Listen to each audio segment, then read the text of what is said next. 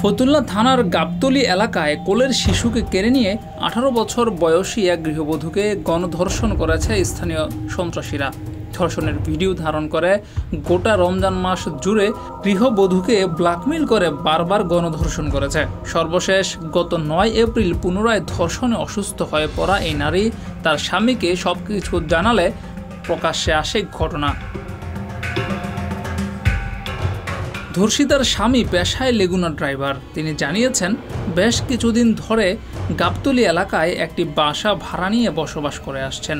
বিগত রমজান মাস শুরু হওয়ার আগে তার স্ত্রী শিশু সন্তানকে নিয়ে ইসদাইর গাবতলী লিংক রোড দিয়ে যাওয়ার সময় ইসদাইর বটতলা এলাকায় আনোয়ারের ভাগিনা সজীব ওরফে বদনা সজীব, গাবতলী মাজার এলাকার কাশেম মিয়ার ছেলে রাকিব ওরফে মঈন, শফিক মিয়ার বাড়ির ভাড়াটিয়া নয়ন এবং নজরুল সহ অজ্ঞাত আরও দুজন জোরপূর্বক ধরে নিয়ে তার শিশু সন্তানকে কোল থেকে ছিনিয়ে নিয়ে ধর্ষণ করে। এই সময় ধর্ষণকারীরা ধর্ষণের ভিডিও ধারণ করে।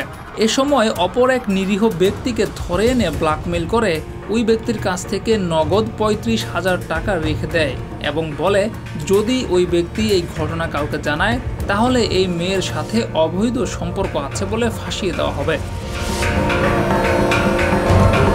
পরবর্তীতে গোটা রমজান মাস জুড়ে ওই ভিডিও ফাঁস করে দেওয়ার ভয় দেখিয়ে মেয়েটিকে আরও কয়েক দফায় গণধর্ষণ করা হয়। এতে মেয়েটি অনেকটাই অসুস্থ হয়ে পড়ে। সর্বশেষ গত 9 এপ্রিল তাকে পুনরায় একই আসামিরা গণধর্ষণ করলে ওই দিন মেয়েটি তার স্বামীকে জানায় সবকিছু। এরপর স্বামী স্ত্রী মিলে ফতুল্লা থানায় গিয়ে মামলা দায়ের করে। এই ঘটনায় গাবতলী এবং ইসদাইর এলাকা জুড়ে তোলপাড় চলছে। ঘটনা জানার পর গত 9 এপ্রিল মামলা দায়েরের সঙ্গে সঙ্গে আসামি ধরার জন্য পুলিশ তৎপর হয়ে ওঠে। ওই দিন রাত 10টায় পুলিশ গাবতলী এলাকায় অভিযানে গেলে ওই এলাকার বিএনপি নেতা আবদুল্লাহ পুলিশকে মিসগাইড করে।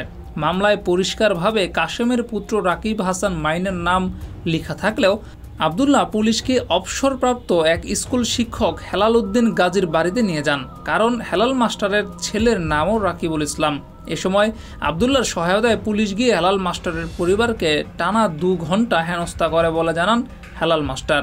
এ সময় ওই এলাকার কুখ্যাত ছিনতাইকারী এবং মাদক ব্যবসায়ী বদনা সজীব সহ প্রকৃত অপরাধীদের ব্যাপারে ওয়ার্ড বিএনপির এই সাধারণ সম্পাদক পুলিশের কাছে সাফাই গায়।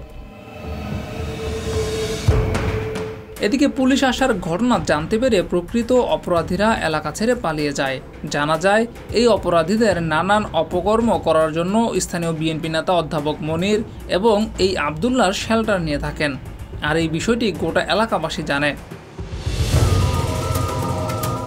এই বিষয়ে জানতে ফতুল্লা থানার ভারপ্রাপ্ত কর্মকর্তা শরীফুল ইসলামের সাথে যোগাযোগ করলে তিনি বলেন, এই ঘটনায় মামলা হয়েছে এবং আসামিদের গ্রেপ্তার করার সর্বাত্মক চেষ্টা চলছে।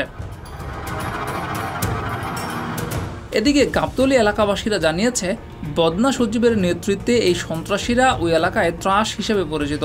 বিশেষ করে ছিনতাই, চুরি এবং মাদক ব্যবসার জন্য পরিচিত এই গ্রুপ। মূলত 5 আগস্টের পর বিএনপির এই 2 নেতার শেল্টার পেয়েই ভয়ঙ্কর হয়ে উঠেছে তারা। এলাকাবাসী এই ঘটনায় ন্যায় বিচার দাবি করেছে। ডেস্ক রিপোর্ট, যুগের চিন্তা।